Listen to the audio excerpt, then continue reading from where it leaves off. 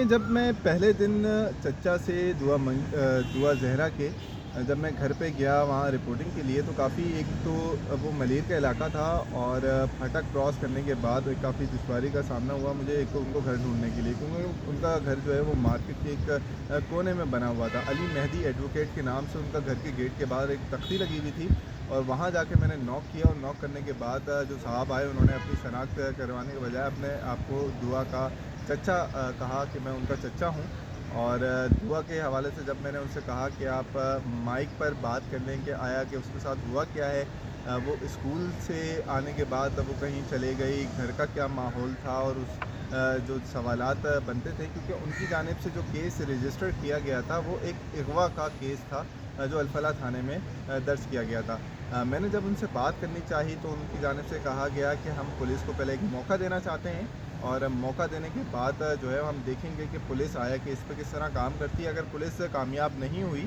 تو ہم اپنا حق لینے کے لیے روڈ پہ آئیں گے، اور میڈیا کو بھی انگیج کریں گے تاکہ ہماری بچی بازیاب ہو۔ جب میں ان چچا سے انگیج ہوتا رہا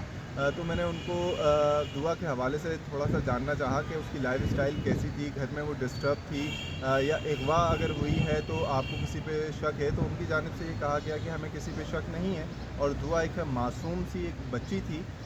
جو 2020 میں جو ہے وہ اسکول جانے سے ہم نے ان کو منع کر دیا تھا، کیونکہ وہ کرونا کی وجہ سے اسکول میں کافی، کیونکہ آن لائن کلاسز بھی ہو رہی تھی، اور ہمیں ڈر لگتا تھا کہ اس کو کہیں کرونا نہ ہو جائے، کیونکہ وہ کافی حساس اور تھوڑی ڈرپوک بچی، انہوں نے کہا کہ ڈرپوک بچی تھی۔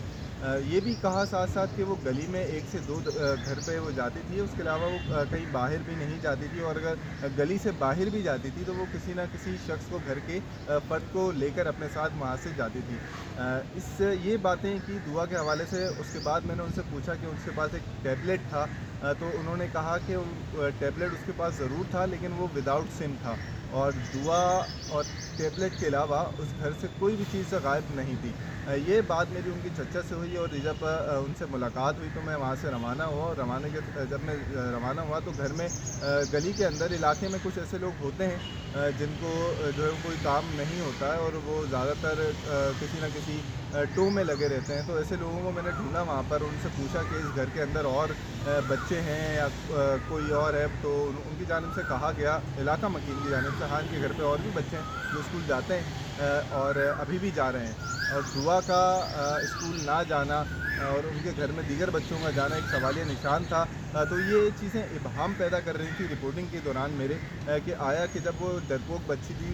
یا پھر کوئی بھی اس کو ایشو تھا، تو دیگر بچے کیوں جا رہے تھے اسکول، اور کورونا سے صرف کیا صرف دعا کو ہی انفیکٹ جو وہ متاثر ہو سکتی تھی کورونا سے، اور دیگر بچے نہیں ہو سکتے؟ تو ایک سوال تھا کہ گھر والوں کی جانب سے شروع سے یہ دیکھا گیا کہ ان کے بیانات میں تضاد اور ابہام پایا گیا تھا۔